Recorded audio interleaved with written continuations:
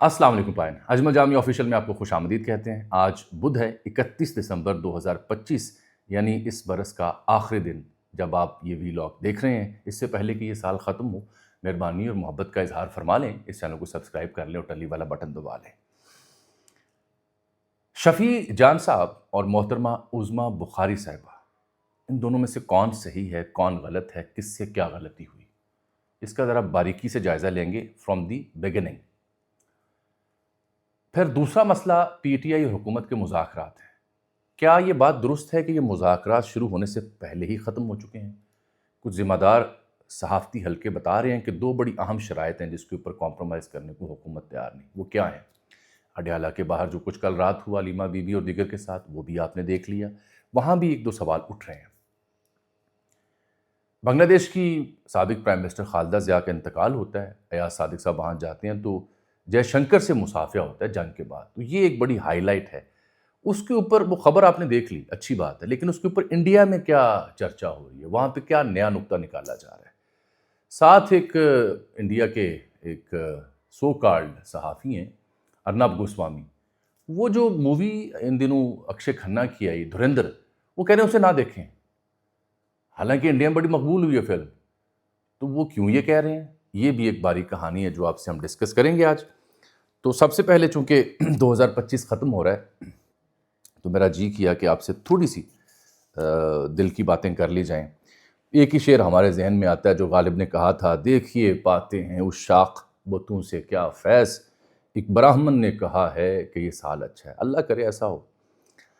لیکن اس موقع پہ ایک امریکی جریدہ ہے فارچون، اس نے جے پی مورگن کی ایک رپورٹ کا حوالہ دیا ہے جو عالمی مالیاتی ادارہ ہے، کہ جو کامیاب ترین لوگ ہیں دنیا میں، 100 سے زائد جو ارب پتی ہیں، ان کی کامیابی کا راز کیا ہے۔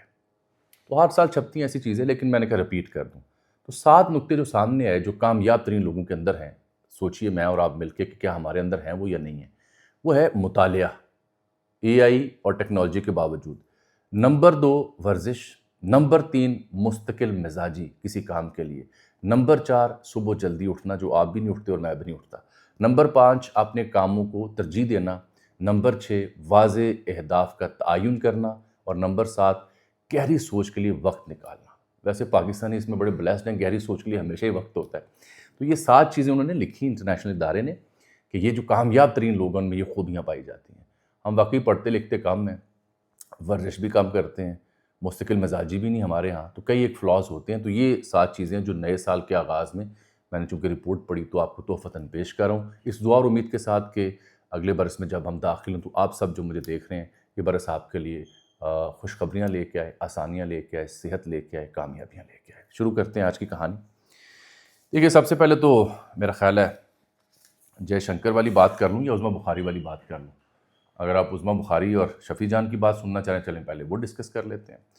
اس میں بات یہ ہے کہ وہ لفظ جو انہوں نے استعمال کیا، میرے پاس سب ٹویٹس پڑے ہوئے ہیں، یہ رضوان غلزئی صاحب نے ان کا کوٹ آرٹی پیش کر رکھا ہے، جنہوں نے یہ فرمایا تھا کہ عظمیٰ بخاری سیاسی خانہ بدوش ہیں، وہ پختونوں کے بارے میں جنگلی جیسے القابات استعمال کرتی ہیں، ہمیں نہیں معلوم تھا کہ انہیں جنگلی بہت پسند ہیں، وہ ہمیں پہلے بتاتی تو ہم ان کے لیے 3-4 جنگلی لوگوں کا بندوبست کرتے، ان کی خواہش بھی پوری ہو جاتی۔ شفیع اللہ جان صاحب نے یہ جملے ادا کیے، بڑے افسوسناک جملے ہیں، انتہائی افسوسناک جملے ہیں۔ اس کے اوپر میں نے دیکھا ہے کہ عظمیٰ بخاری صاحبہ کا رد عمل بھی آیا ہے، عطا تارڑ صاحب کا رد عمل بھی آیا ہے، مریم اورنگزیب کا بھی آیا ہے۔ عظمیٰ بخاری صاحبہ لکھتی ہیں کہ اس جنگلی کا ایک اور کارنامہ اپنی تربیت اور گٹر زبان اور ذہنیت پھر دکھا دی، اس کی والدہ اور گھر کی باقی عورتوں سے دلی ہمدردی ہے۔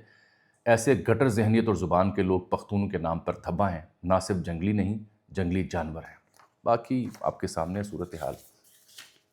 کل ایک پروگرام میں نے دیکھا رات کو شفیع جان صاحب بیٹھے تھے تو ایک اینکر نے ان سے پوچھا کہ دیکھیے آپ جب چکری کے پاس تھے تو آپ نے محسن نقوی کے بارے میں کیا بات کی تھی؟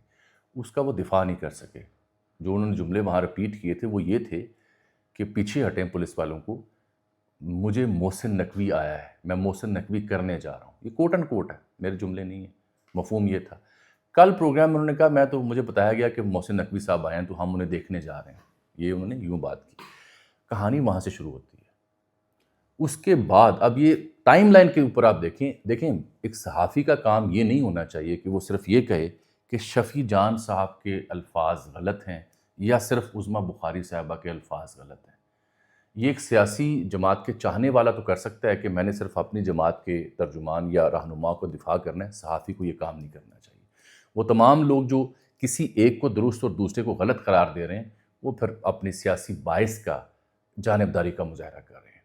میں آپ کو ٹائم لائن کے اوپر رکھ کے یہ چیزیں جو آن ریکارڈ میں بتا رہا ہوں کہ محسن نقوی صاحب کے وہ جو ذکر ہوا وہاں سے کہانی شروع ہوتی ہے، پھر محترمہ عظمیٰ بخاری صاحبہ کی وہ گفتگو، جس کے بعد وہ ایک سوال آتا ہے ان کے تناظر میں منشیات کے حوالے سے، پھر کچھ ایسے لوگوں کی پنجاب اسمبلی میں داخلہ جو کہ ایم پیز نہیں تھے، جس کی تصدیق اسپیکر پنجاب اسمبلی کی تازہ رپورٹ میں ہو رہی ہے، پھر آپس میں جو جواب الجواب ہوتا ہے وہ آپ کے سامنے ہے۔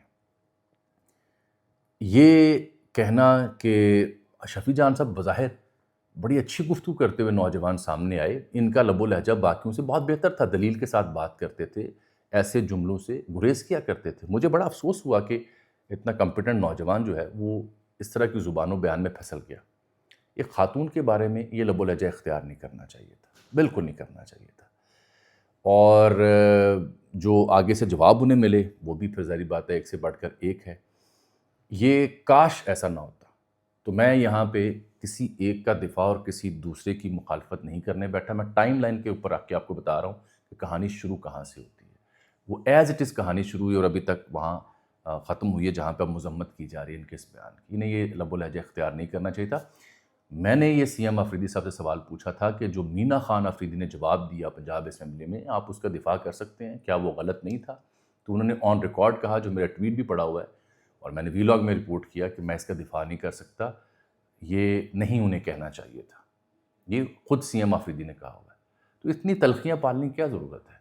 ہم خواتین کا احترام ویسے ہی جو ہمارے یہاں سٹیٹ ہو چکی ہے ریاست کی سیاست کی، وہ پہلے ہی بڑا غرق ہوا پڑا ہے، رئیس کثر تو تھوڑی رکھے نا باقی۔ یہ اس کا احوال تھا۔ اس میں کسی کو غلط صحیح یک طرفہ ثابت کرنا یہ سب سے بڑی زیادتی ہے کہ نہیں یہ ٹھیک ہے وہ غلط ہے۔ نہیں، غلطی ہوئی ہے بالکل ہوئی ہے۔ کل بھی جو اڈیالہ کے باہر ہوا وہ بھی افسوسناک مناظر تھے، واٹر کینن اور جو صورتحال آپ نے دیکھی، لیکن اس میں یہ سوال بھی اٹھ رہا تھا کہ پی ٹی آئی کے باقی لوگ کہاں ہیں؟ وہاں سلمان اکرم ریاض صاحب مجھے دکھائی دیے۔ ایک بات تو مجھے نظر آ رہی ہے کہ جو پی ٹی آئی کی مرکزی قیادت ہے وہ جو مذاکرات والی کہانی ہے نا اس پر کچھ آن بورڈ نہیں ہے، بالخصوص ان کی جو بہنیں ہیں۔ کل نورین خان صاحبہ کو میں نے سنا، اس سے پہلے عظمیٰ علیمہ بی بی کو بھی، تو وہ مذاکرات کے اوپر کانسنٹ نہیں دے رہے، اور سلمان اکرم راجہ بھی اس لیے تھوڑے پھنسے پڑے ہیں۔ اور کل مسٹر گوہر نے یہ بھی کہہ دیا کہ یہ دورہ ان کا ذاتی حیثیت میں تھا اور پارٹی آن بورڈ نہیں تھی، حالانکہ سیکرٹری جنرل جو ہیں پارٹی کے سلمان اکرم راجہ وہ ساتھ تھے سی ایم آفریدی کے جب صحافی ان سے ملے ہیں ہفتے اتوار کو یہاں لاہور میں۔ تو مجھے سمجھ نہیں ہے کہ بیان کہاں سے آیا ہے۔ اب مالک صاحب نے جو خبر دی ہے نا وہ بڑی اہم ہے۔ وہ کہتے ہیں کہ اگر مذاکرات ہوتے بھی ہیں، اول تو کہتے ہیں کہ شاید مذاکرات ختم ہو گیا ہونے سے پہلے۔ ایک خبر جو ہم نے دی پرسوں کہ جی اچکزئی صاحب سے ایک لیگی سینئر وزیر اور کسی مڈل مین کے ذریعے رابطہ ہوا، اس کی تردید مجھے کل پی ٹی آئی کے 2 ذمہ داروں نے کر دی کہ جی آفیشیل رابطہ کوئی نہیں ہے، سائیڈ لائن پہ کوئی ہوا ہو تو ہوا۔ اب یہ جو مالک صاحب کی خبر ہے وہ یہ ہے کہ اگر مذاکرات ہوتے بھی ہیں تو حکومت کو دو چیزیں واضح کر دی گئی ہیں۔ جب تک یہ 2 چیزوں کی شرائط پر حامی نہیں بھرتی پی ٹی آئی تب تک یہ معاملہ آگے نہیں بڑھے گا۔ شرط کیا رکھی گئی ہے؟ پہلی شرط یہ کہ فوج کی قیادت پر جو نام لے کر تنقید ہو رہی ہے وہ ختم ہونی چاہیے۔ اس میں پی ٹی آئی آفیشیل کے اکاؤنٹ اور خان صاحب کے ٹویٹس کی بات ہو رہی ہے کہ وہاں سے جو گفتگو ہوتی ہے، اور 13 ایسے اکاؤنٹس کی نشاندہی کی جاتی ہے جو ٹاپ پارٹی کے ساتھ منسلک ہیں۔ دوسری شرط جو ہے وہ پی ٹی آئی کو افغان پالیسی پر ان ایکویوکل سپورٹ دینی ہوگی، انکنڈیشنل یعنی سپورٹ دینی ہوگی افغان پالیسی کے اوپر جو سرکار کی ہے۔ ان 2 شرائط کے اوپر حکومت ویلنگ ہے بات کرنے کو۔ اب پی ٹی آئی اس پہ کیا رد عمل دیتی ہے یہ بھی دیکھنے کی بات ہوگی۔ رد عمل دینے سے پہلے ہی پی ٹی آئی علیمہ بی بی ہوں، عظمیٰ بی بی ہوں، سلمان اکرم راجہ یا شفیع جان ہوں یا سہیل آفریدی، یہ تو مذاکرات کے اوپر آ ہی نہیں رہے۔ وہ برسٹر گوہر ہیں جو بات کر رہے ہیں یا اچکزئی ہیں جو بات کر رہے ہیں۔ اچکزئی بھی خاموش ہیں، اس پہ توجہ رکھیے گا۔ آنے والے دن میں بتاؤں گا خاموش کیوں۔ میرے پاس ایک خبر ہے، آج میں روک رہا ہوں کہ اس کی تصدیق چاہیے۔ وہ خاموش جو ہیں وہ 2 وجوہات کی بنیاد پہ ہیں، ایک پی ٹی آئی کی وجہ سے اور ایک حکومت کی وجہ سے، اور کچھ تحریک تحفظ یعنی پاکستان کے اندر بھی ایک کنفیوژن پائی جا رہی ہے کہ کیا اس کو ہم نے آن بورڈ لینا ہے، ذمہ داری پوری اٹھانی ہے یا نہیں اٹھانی۔ یہ اصل مسئلہ وہاں پر پیدا ہوا ہے۔ پارکیف آگے آ جاتے ہیں. میں ذرا آپ سے عرض کروں کہ خالدہ ضیاء صاحبہ ہاں ایک خبر اس سے پہلے میں آپ کو دے دوں. یہ جو فیض حمید صاحب کا معاملہ ہوا 14 سال انہیں قید ہوئی اور اس کے اوپر ان کے وکیل ہیں میاں علی اشفاق صاحب, انہیں کوٹ کیا ہے آج انصار عباسی صاحب نے. کچھ عرصہ پہلے ہمیں چند روز پہلے ملے تھے میاں علی اشفاق صاحب ایک جگہ کچھ صحافیوں کے ساتھ, تو وہاں ہم نے بھی ان سے سوال پوچھا تھا کہ جناب یہ سزا ہوئی تو کیا لاہ عمل ہے, تو انہوں نے کہا جی ہم اپیل کریں گے. تو اپیل تو خیر بتایا جا رہا ہے کر دی گئی, لیکن جو تازہ خبر آئی وہ یہ ہے کہ انہوں نے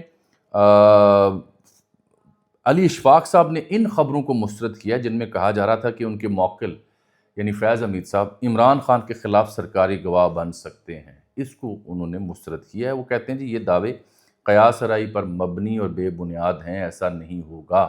یہ میاں علی اشفاق صاحب دعوے کر رہے ہیں کیونکہ اس کے اوپر خبر ہوئی تھی کہ وہ شاید غور کر رہے ہیں. کہتے ہیں یہ بے بنیاد ہے, اور وہ کہتے ہیں اس معاملے پر ان کی براہ راست اپنے موکل سے بات ہوئی ہے اور انہوں نے واضح ہاں میں جواب دینے کی بجائے کہا کہ مجھے یہ بات بطور حقیقت معلوم ہے, جس سے انہوں نے اس تاثر کو تقویت دی کہ فیض حمید کے پی ٹی آئی کے بانی کے خلاف سرکاری گواہ بننے کا سوال پیدا نہیں ہوتا. یہ علی اشفاق صاحب کا دعویٰ ہے. خالدہ ضیاء بنگلہ دیش کی جو سابق پی ایم گزری ہیں, یہ محترمہ بینظیر بھٹو شہید کے بعد مسلم دنیا کی دوسری خاتون وزیر اعظم تھیں. کوئی 79 برس کی عمر میں انتقال انہوں نے کیا. جو بنگلہ دیش نیشنل پارٹی ہے اس کی سربراہ تھیں. حسینہ واجد کے دور میں یہ ظاہری بات ہے سیاسی انتقام کا انہیں سامنا رہا. 1991 اور 96 تک پی ایم رہیں اور پھر 2001 سے 6 تک بھی رہیں. بیچ میں ایم این اے بنی رہیں, علیل بھی تھیں, سزائیں بھی ہوئیں. ان کے صاحبزادے ہیں جو تیمور رحمان ہیں وہ آئے ہوئے ہیں واپس وطن. ان کا بڑا شاندار استقبال وہاں ہوا ہے اور وہ کہا جا رہا ہے کہ بنگلہ دیش کے اگلے وزیر اعظم وہی ہوں گے. تو یہ ان کے جنازے پہ پہنچے ہیں اسپیکر ایاز صادق اور پاکستانی وفد, اور وہاں پہ جے شنکر جو انڈیا کے وزیر خارجہ ہیں منسٹر فار ایکسٹرنل افیئرس وہ بھی وہاں پہنچے ہیں. وہاں تصویریں آپ نے تھمبنیل میں دیکھ لیں گے, میں لگا دیتا ہوں. وہاں جب یہ پہنچے ہیں اسپیکر صاحب, ان کا جو جنازہ ہوا ہے خالدہ ضیاء صاحبہ کا وہ ڈھاکہ میں جو پارلیمان کے باہر جگہ ہے وہاں ہوا ہے. وہ ویژولز آپ دیکھ لیں سوشل میڈیا پہ, بڑا فقید المثال تو شاید لفظ درست نہ ہو, بڑا شاندار اور بڑا جنازہ ہوا, بہت بڑی تعداد میں لوگ وہاں شریک ہوئے اپنی رسپیکٹ اور آنر شو کرنے کے لیے خالدہ ضیاء صاحبہ کے ساتھ, جو پچھلے 10-15 سالوں میں انہوں نے حسینہ واجد کے دور میں سہا ہے. اس کے بعد لوگ لاکھوں کا جنازہ تھا, لاکھوں کا. تو یہاں جو اسپیکر صاحب تھے ہمارے اور جے شنکر, یہ اصل میں جو ان کی یعنی خالدہ ضیاء صاحبہ کی رہائش گاہ ہے ڈھاکہ میں, وہاں اسپیکر صاحب بھی پہنچے ہوئے تھے, ایاز صادق اور جے شنکر بھی اہم شخصیات وہاں تھیں. تو وہاں ایاز صادق کی ان کا جو صاحبزادہ ہے اور ان کے اہل خانہ, وہاں انہوں نے بیٹھ کے وہاں انہوں نے ملاقات کی, تعزیت کی. تو وہیں بیٹھے بیٹھے رہائش گاہ پر, جو میں نے میڈیا کو چیک کیا بنگلہ دیشی میڈیا کو, وہیں آمنا سامنا ہوتا ہے. اور آپ دیکھ سکتے ہیں کہ جے شنکر جو ہیں وہ تھوڑا چل کے اسپیکر ایاز صادق کے پاس آتے ہیں اور مصافحہ بھی کرتے ہیں, اور چند منٹ کی گفتگو ان کی بتائی جا رہی ہے, حال احوال دریافت کرتے ہیں, خیر مقدمی کلمات جو ہوتے ہیں گریٹنگز پر مبنی ان کا ایکسچینج ہوتا ہے. یہ اس لیے اہم ہے کہ یہ جنگ کے بعد پہلا موقع ہے کہ ان دونوں ممالک کے بیچ اعلیٰ سطحی جو لوگ ہیں وہ ہاتھ ملا رہے ہیں. اور یہ اس لیے بھی اہم ہے کہ جنگ کے بعد ان کی کرکٹ ٹیم ہو انڈر 19 کی خواتین کی, یا یہ ہاتھ تک نہیں انہوں نے ملایا, ٹرافی تک نہیں وصول کی محسن نقوی صاحب سے جب انڈیا ایشیا کپ جیتا تھا.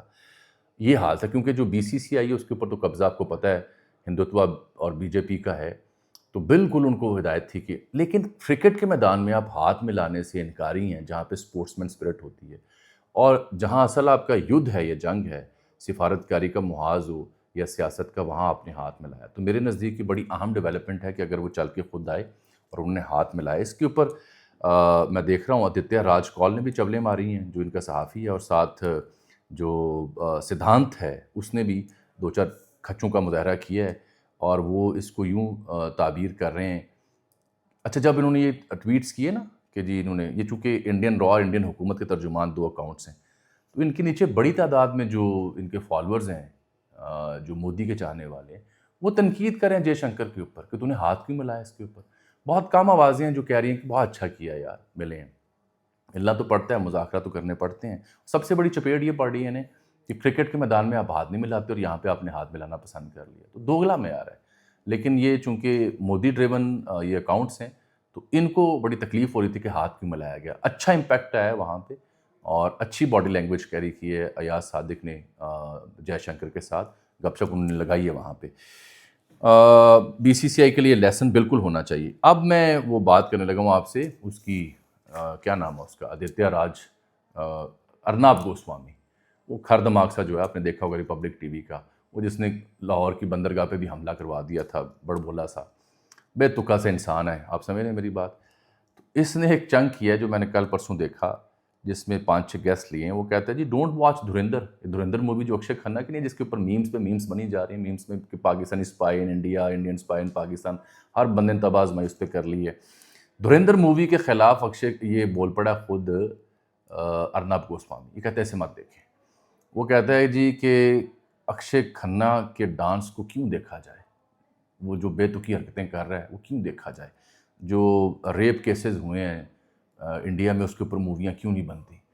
تو وہ ظاہری بات ہے مائنورٹیز کو بھی اس میں ذرا اٹیچ کر رہا ہے، اس کے خاص لینز ہے. یہ انتہائی تنگ نظر ہندو مینٹیلٹی کا ایک جارحیت پسند فنیٹک مائنڈ ہے جس کا نام ارنب گوسوامی ہے. تو اگر یہ، حالانکہ یہ جو مووی ہے جو پاکستان کے خلاف سازشی کہانی بنی ہوئی ہے، یہ انڈیا میں بڑی مقبول ہوئی، اکشے کھنہ کی تو لاٹری لگ گئی. وہ کہہ رہا نہیں مجھے برداشت نہیں، تو یہ بکواس ہے، یہ نہ دیکھیں. اس نے فکشن کا ہے. تو اب اکشے کھنہ کی اس مووی جس کو پورا بھارت پاگل ہوا پڑا ہے، اس کے اوپر ارنب گوسوامی آپ کا سب سے بڑا، یہ انڈیا کا سب سے بڑا وہ یہ ہے بولنے والا لاؤڈ سپیکر. اگر انڈیا کا سب سے بڑا لاؤڈ سپیکر کہہ رہا ہے کہ یہ بکواس ہے، جھوٹ ہے، فکشن ہے، تو پلے کی رہ گیا سازش جو انڈیا نے کی تھی. ابھی تو سلمان خان نے ایک مووی بنائی ہے گولان ویلی کے اوپر، اس کا بھی اگلے برس آنے والی ہے. وہ اس کے اوپر چین میں بڑا رد عمل ہے کہ یہ بکواس ہے کہ شٹ ہے. جو بینڈ انڈیا نے بجائی گولان ویلی اور ہائٹس کے اوپر ان کی انڈیا کی، اور جس طرح انہوں نے صلح پہ یہ مجبور ہوئے، وہ پوری دنیا کو پتہ ہے. اور یہ اس کے اوپر سلمان خان کو لانچ کر کے ہاتھ میں ڈنڈا پکڑا کے تو کھڑے ہیں آگے چائنیز سولجر آ رہے ہیں. وہاں انڈیا نے پراپر سرنڈر کیا ہے، بڑا غرق ان کا ہوا، پھینٹا پڑا انہیں، اور یہ اس کے اوپر مووی بنا رہے ہیں. اس سے آپ اندازہ کریں کہ یہ صرف ایسی جذباتی موویز بناتے ہیں جو فینٹاسائزڈ ہو، جس کے اوپر ڈریگ کیا جائے، ہیرو کھڑے کیا جائیں، کیونکہ اور بیچنے کچھ ہے نہیں ہے.